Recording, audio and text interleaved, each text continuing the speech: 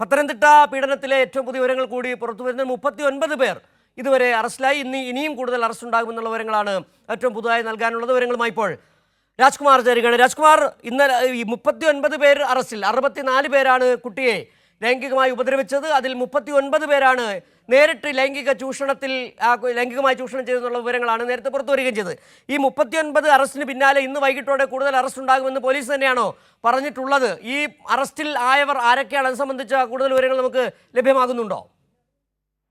ഇതില് പോക്സോ കേസാണ് ഒന്ന്. രണ്ട്, പ്രതിപട്ടികയിലും അതേപോലെ തന്നെ കുട്ടികൾ ഉൾപ്പെട്ടിട്ടുണ്ട്. അതുകൊണ്ട് തന്നെ പേരുകൾ വെളിപ്പെടുത്തുന്നതിന് നമുക്ക് ചില പ്രയാസങ്ങളുണ്ട്.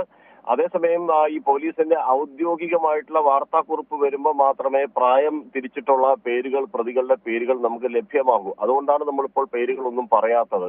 കാര്യം 17 വയസ്സായ ഈ പ്രതിപട്ടികയിലുള്ള കുട്ടികളുടെ പേര് പറയുന്നത് നിയമപരമായി തെറ്റായതുകൊണ്ട് നമുക്കത് പറയാൻ കഴിയില്ല. അതേസമയം 51 പേരുടെ ഒരു പ്രതിപട്ടിക, ഇന്ന് രാവിലെ വരെ 39 പേരുടെ ഒരു പ്രതിപട്ടികയാണ് പോലീസ് തയ്യാറാക്കിയത്. ഇപ്പൊ അത് 51 ഉയർന്നിട്ടുണ്ട്. ഈ 51 പേരിലെ പ്രതികളെ കണ്ടെത്തുക എന്നുള്ളതാണ് പോലീസിന്റെ ഇപ്പോഴത്തെ ഒരു ദൗത്യം.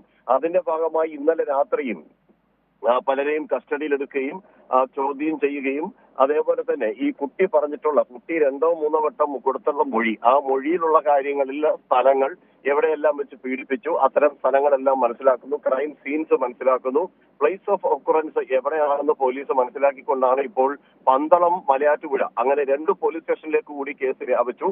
കൊല്ലം ജില്ലയിലെ റൂറൽ പരിധിയിൽപ്പെടുന്ന ശാസ്താംകോട്ടയിലേക്കും കേസ് വരാൻ ഒരു സാധ്യത, ഒരു സൂചന മാത്രമാണ്. അത് ഇതുവരെ അന്തിമമായി തീരുമാനിച്ചിട്ടില്ല. അതിന്റെയും പ്ലേസ് ഓഫ് ഒക്കുറൻസ് ശാസ്താംകോട്ടയാണെന്ന് പറയുന്നു. അങ്ങനെയാണെങ്കിൽ ക്രൈം സീൻ ഇവിടെ ആയതുകൊണ്ട് തന്നെ അത് കേസ് ഈ പോലീസ് സ്റ്റേഷനിലേക്ക് വിടാനുള്ള ഒരു സാധ്യതയും തള്ളിക്കളയാനാകില്ല.